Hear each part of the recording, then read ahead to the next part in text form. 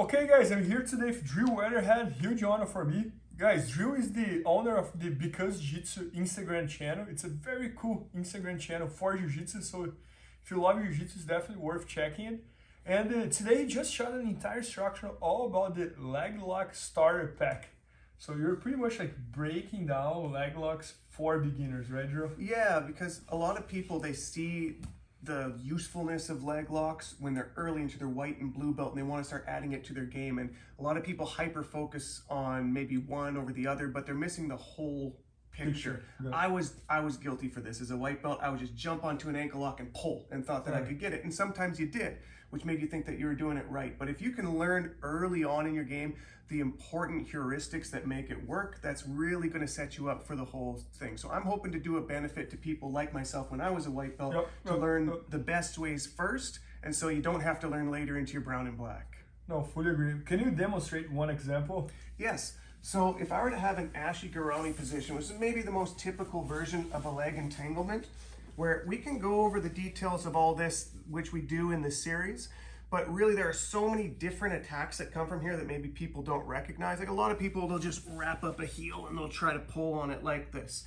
I want to show a certain variation that not only is super powerful, but if you're good at getting to this position already, it might as well be in your toolbox. And this is legal from white belt and up, which is always nice. You never have to worry about any of the rule sets that this isn't going to be allowed in.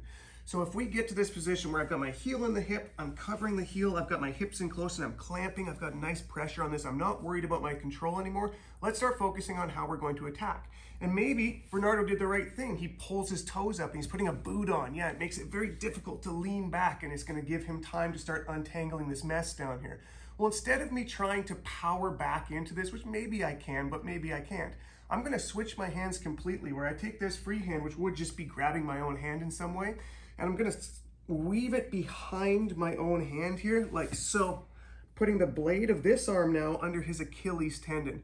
By doing that, it already starts to bend his foot. So if he has the boot on, I start bringing this one in, it already starts to bend his foot backwards, but I'm going to make it worse now with this elbow that's on the ground posting. I'm going to drive it back across the floor like this, pulling his foot back. So I've come here, I'm going to drive it back like so. You can already start to feel the pressure.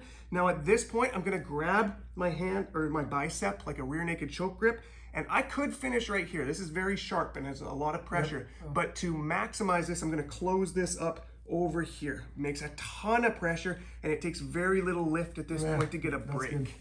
That's good. It's called a reverse grip, and it is maybe like the nuclear option for a straight ankle lock. So Drew, you go for the regular foot lock first, but once you realize that I put the boot on, then you switch. Yes, and it's important when you make the switch not to come in front here, because now I'm way up on his calf.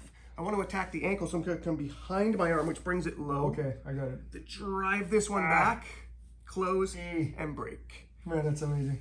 No, that's amazing. And I love how simple it is, because you start with the very simple move, and then you switch to one that's a little bit more advanced, but it's still like very doable. Like no.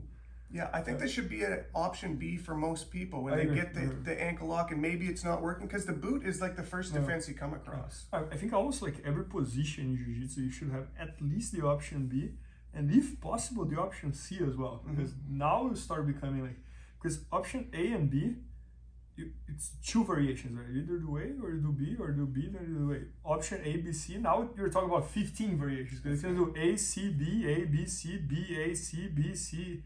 So, but anyways, just like doing some philosophy here.